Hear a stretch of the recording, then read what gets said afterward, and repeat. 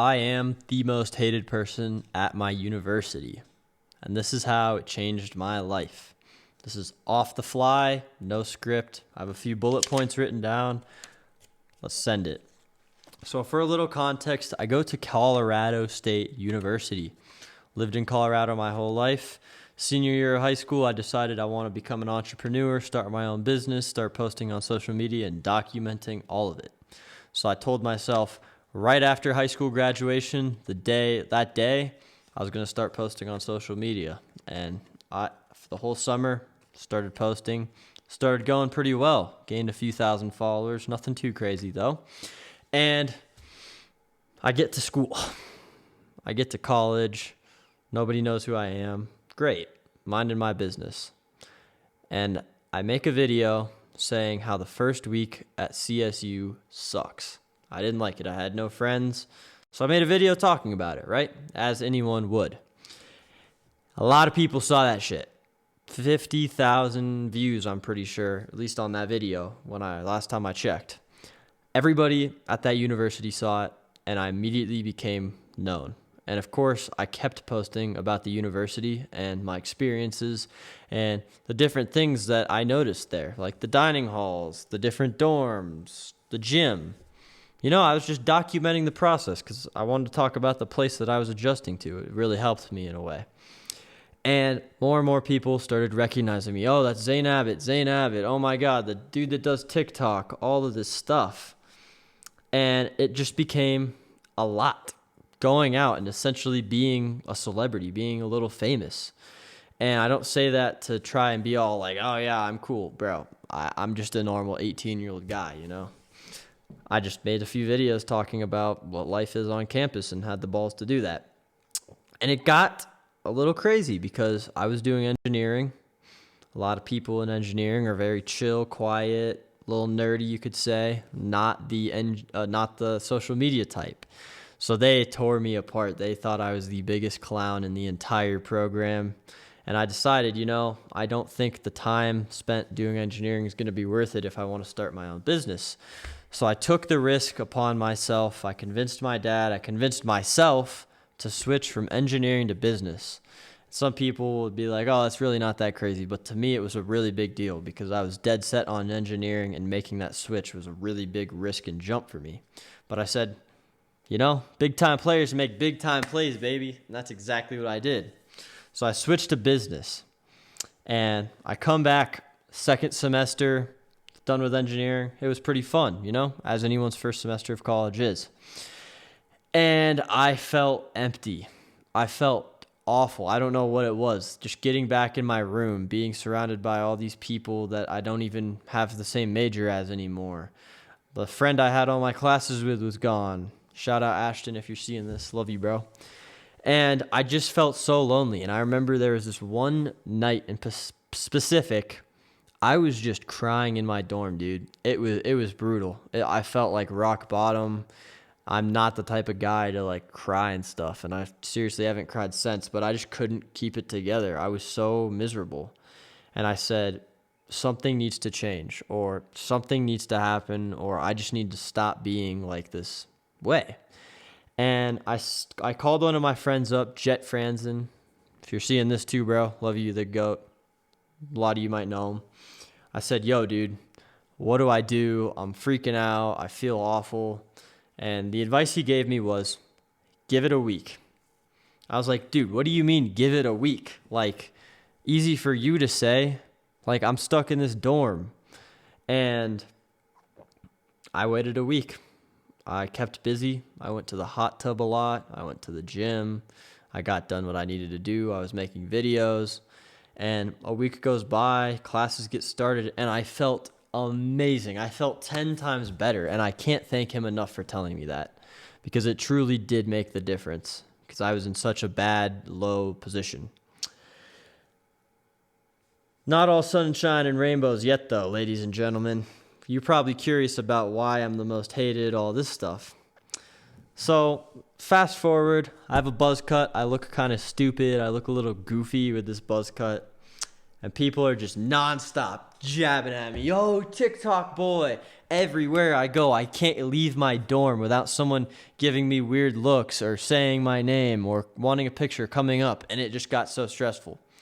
And one day, I'm in the hot tub with my friend Ashton.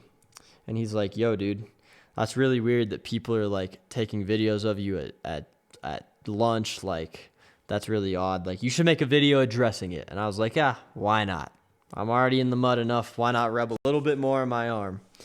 So I make a video saying to everybody at Colorado State University that records me in the dining hall, you're whatever. You're weird for that, basically.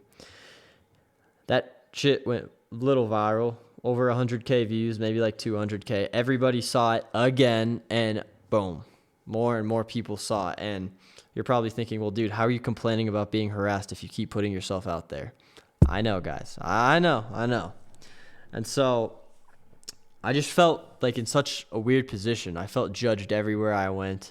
I felt like any girl I tried talking to would immediately look up my Instagram and think I'm stupid.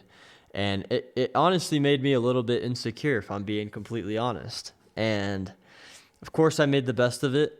But the best thing I did during that time to get through all the hate, all those harsh things that a lot of people would turn back and quit on, is realizing I am doing something that nobody else at that university is doing. They're going there, they're getting drunk every weekend, they're going to frats, they're not really trying all that hard. They're just doing the bare minimum, doing their major, getting by, calling it 4 years and leaving. And I am thinking in my head, no, I'm not going to be that guy. I'm out and do something. I'm set out to be more than just another dude working a 9 to 5 with a wife and kids, you know? So I decided, I'm going to start trying to make some money out of this. I might not look the best because I have a stupid buzz cut on. I don't have that many followers, so I don't even have proof that what I'm doing works. Really, I just look like a dummy posting videos on the internet, making a fool of myself, because that's really all I had at the moment. And I was thinking, well, if I make some money, maybe some people will respect me a little bit more or look at me a little bit differently. So I get into what's called UGC, essentially make ads for brands, and I just started grinding. I lied about making 5K a month in order to get into this group, and I immediately got in because I lied and started doing really well, and I actually learned how to make 5K through doing it, and now I'm at the point where I am, which is really cool to be in a position like that. I focused on just getting some abs, really locking in my physique because there was nothing else to do while my hair was growing back. I looked terrible. And at one point in the semester, we went on this extremely dangerous 14er. And for those of you who don't live in the mountains, a 14er means 14,000 feet or higher mountain.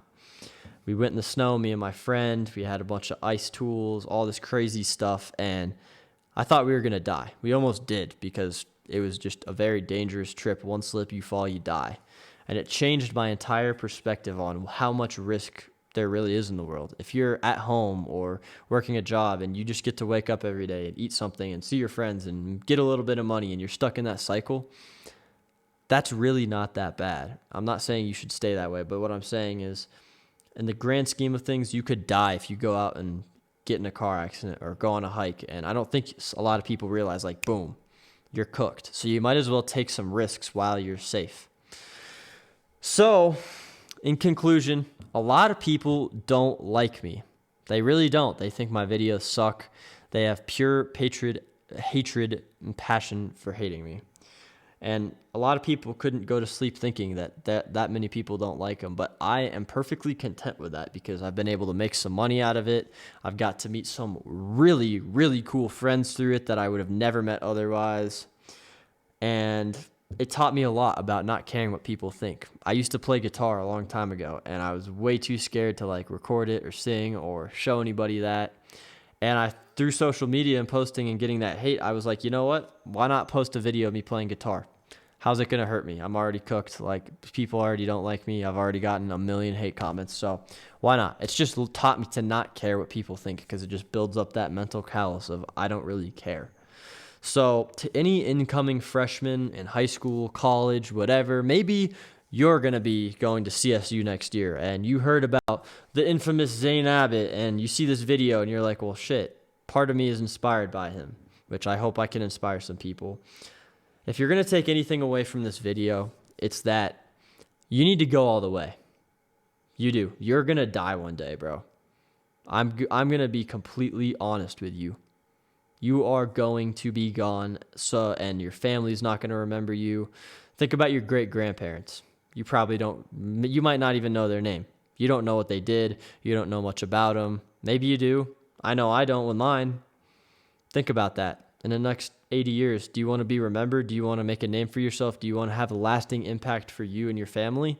Or do you just want to be the dude that was forgotten and didn't want to take the risk because he was scared of looking dumb in front of a few people that drink and smoke weed every weekend anyway and aren't going to be of any value? Why would their opinion matter anyway? They're not going to be doing much. Just remember, the only people that are going to judge you are below you. Hate is a reflection of yourself. If I were to go on your video and say, oh yeah, you suck, bro, I hate you, your videos are trash, that's a reflection of how I view myself. So remember, what you give is what you get. Put out good into the world, you get it back. Try. It's okay to be hated on. It's okay to be ostracized. As long as you have good intentions and you're striving towards something, you're going to be fine. So I hope this helped someone. And remember, you can't have a fan without a hater.